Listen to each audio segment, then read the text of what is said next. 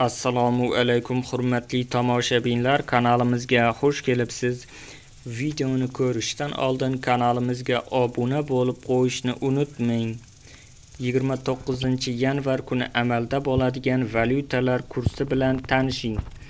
1 AQSh dollari 12.168 so'm 98 tiyin bo'lib 40 so'm 96 tiyinga qimmatladi.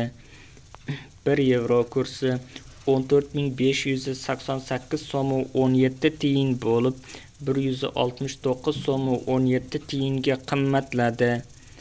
1 Rossiya rubli 159 so'm 89 tiyin bo'lib 1 so'm 37 tiyinga qimmatladi.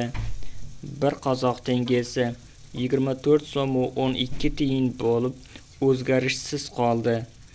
Videomiz yoqqan bo'lsa like bosing, kanalimizga obuna bo'ling. Manba Markaziy bank.